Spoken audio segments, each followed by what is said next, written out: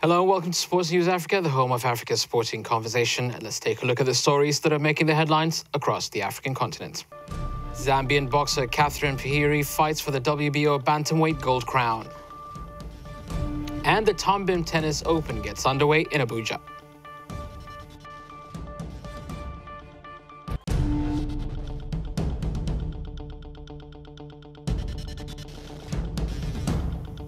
The Pacquiao-Mayweather bout isn't the only fight happening on May the 2nd. Zambian boxer Catherine Pihiri is going for the World Boxing Council Golden Term crown in Lusaka against Ireland's Christine McMahon.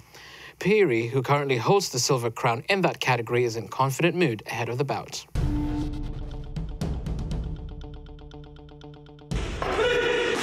With less than a week left before the matchup, Zambian World Boxing Council bantamweight silver champion Catherine Pihiri is training hard, leaving nothing to chance. Come May 2nd, Pihiri will trade punches with Irish Christine McMahon for the World Boxing Council WBC gold interim title in Zambia. Pihiri believes she is ready. As you can see here, we are training very hard. I've been in camp with my fellow boxers for 2 months plus. Right now, it's a week to go, and we're just doing some final touches. Everything is in place, and I know I'm winning this fight because my coach has done his homework, and it's remaining me now to do my work in the ring. 40-year-old McMahon brings a wealth of experience to the table, having 24 Irish titles under her belt, and is a serious contender for the title. I know she has got the experience, but I've worked on that, and my coach has done a lot, has done his homework. Now it's just remaining me to do my work in the ring on the 2nd of May. So everything is in place. And what I can say, I'm not planning for a knockout. Pihiri's coach, Mike Zulu, has been sure to prepare her charge psychologically for the big event. This is the biggest fight ever to take place in Zambia, and if anything in Africa, because it's a gold WBC title belt fight which is going to take place in Zambia, and first time in Africa. And my boxers, all the boxers, including the silver champion as of now, gunning for the gold belt, she's very much ready for this fight because she knows how serious this fight is. And the opponent who's coming, we cannot underrate her because of their age. Pihiri's last fight was in November, where she faced South African Kukiwe Nonina in Lusaka, winning with a second-round TKO when the South African failed to come out for the third round. She also holds the African Boxing Union bantamweight title and has won all 10 of her fights.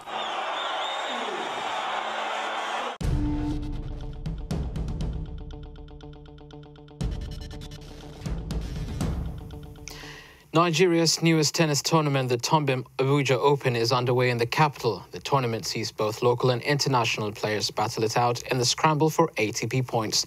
The Nigerian Tennis Federation is seeking to improve the standards of tennis in the country by holding more tournaments.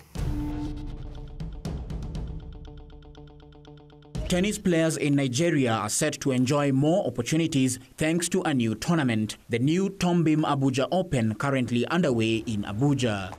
As one of a set of worldwide $15,000 events, the tournament offers more ATP points than any other tournament in Nigeria.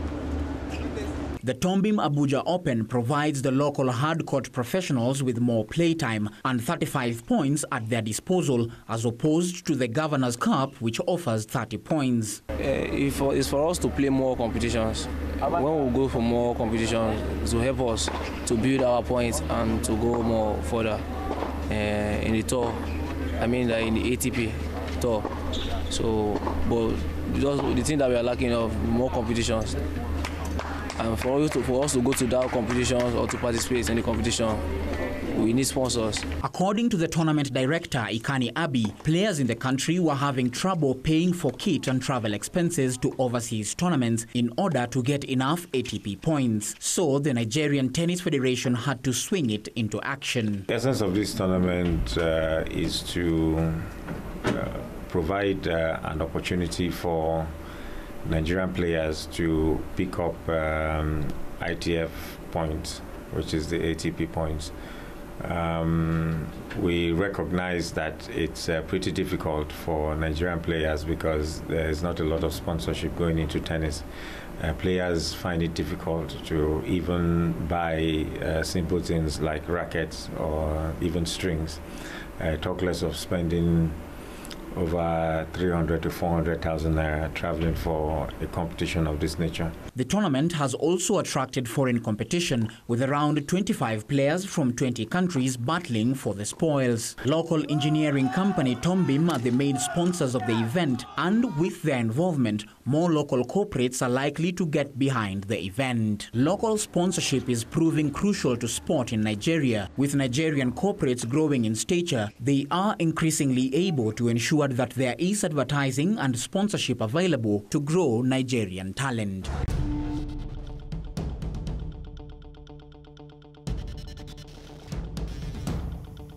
Welcome back to Sports News Africa. Zambians have been angered by the government's decision to hand responsibility for the commemoration of the plane disaster that killed the entire national football squad 22 years ago back to the victims' families. Football fans there also say the government needs to do more to address the underlying issues behind the 1993 air crash.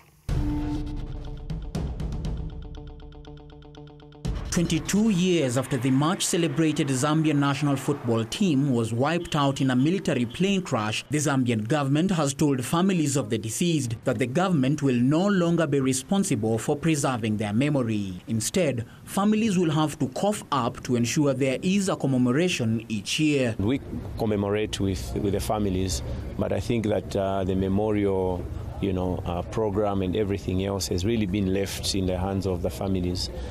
It's not a government, responsibility anymore, because that's going to go on for years, and I think that the government cannot, carry on doing it for years to come. A Zambian military plane carrying the players crashed into the Atlantic Ocean 500 meters from the shore soon after a refueling stop in Gabon while en route to a World Cup qualifier against Senegal. More than 2 decades later, the government has not responded to demands for a full report on the crash, leaving family and friends still struggling to come to terms with the tragic event. Soccer fan Geoffrey Ziambo feels that the government has a degree of responsibility and should not be washing its hands of the event or those involved. They died in service, so it's important that they are remembered because they brought glory to Zambia, and they were the national team. And for the sake of our records and our history as a country, and for those that were not there at that time, it's important that such events are there so that they know exactly what happened during that time. So government needs more involvement. The government has made efforts to compensate the families with some cash provided in 2002, but payment was not made in full. And promises that a report into the crash would be released have gone unfulfilled. Early reports into the crash indicated human error after an engine fire. I think going forward for the spirits of those people who died in the Gaboya disaster, government should simply release the report first and foremost, and then give them the last money, so to speak, so that the chapter could be closed. The tragedy of the crash was remembered by most of the country when Zambia won the African Cup of Nations in 2012 and again on the 20th anniversary of the crash in 2013. But with government walking away, a potent national symbol may now be left to drift into obscurity.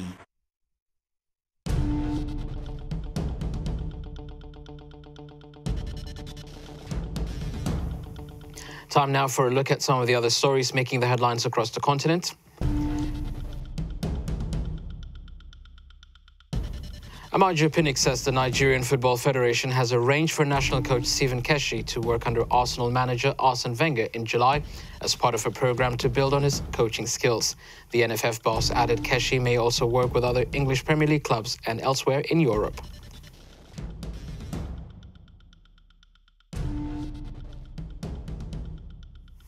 Gabon forward Pierre-Emerick Aubameyang scored the equalizer for Borussia Dortmund in a 1-1 draw against Bayern Munich in the semi-final of the German Cup.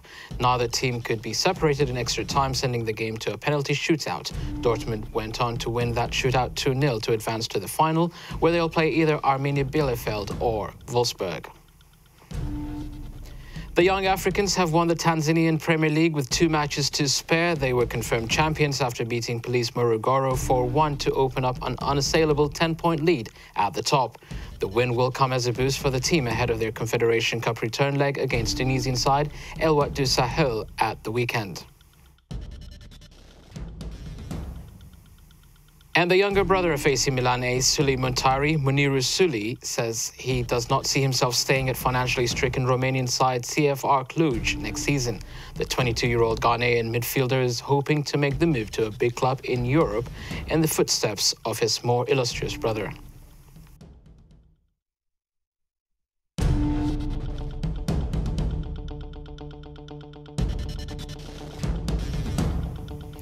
To Nigeria next, where the National Women Basketball League has received a sponsorship boost from Zenith Bank Nigeria for the 2015 season.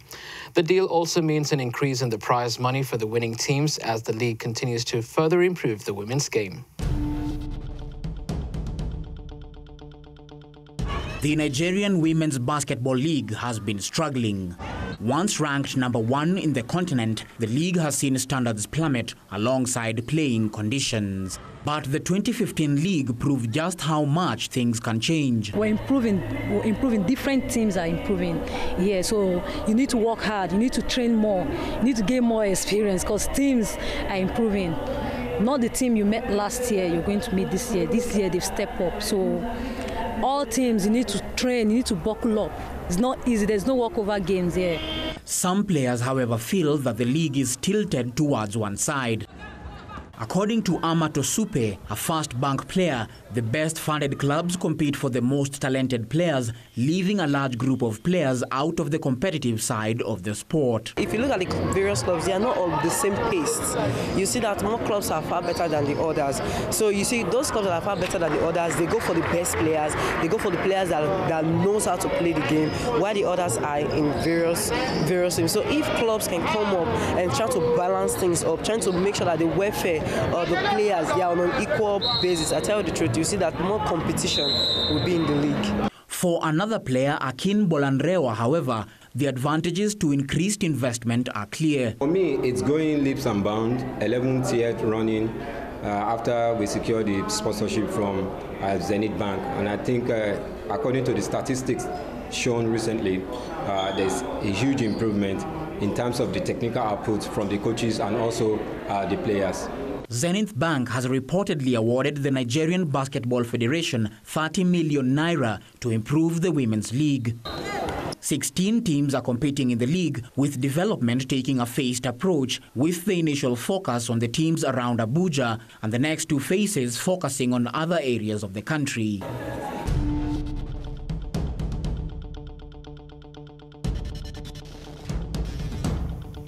Let's see how that result affects the Premier League table then. With just 12 points to play for a second successive season in the Champions League looks almost beyond Liverpool now. At the top of the table, Chelsea can tighten their grip on the Premier League trophy with a win at Leicester on Wednesday evening. At the other end of the table, Hull City moved 4 points clear of the relegation zone. With that win, they overtake Aston Villa into 15th. Sunderland, Queen's Park Rangers and Burnley currently occupy the relegation places. Let's look at the 2 results from Tuesday's games then and the upcoming playoffs. The Rockets now wait either the reigning NBA champion San Antonio Spurs or the Los Angeles Clippers. The Spurs pushed the Clippers to the brink of elimination with a close run of 111-107 victory in Los Angeles. San Antonio will try to close out the series in Game 6 on Thursday. Wednesday sees the Memphis Grizzlies host the Portland Trail Blazers, while the Brooklyn Nets are away to the Atlanta Hawks. And that's the other Sports News Africa for today. Join us again tomorrow when we'll bring you all the latest from Africa and around the world. Bye for now.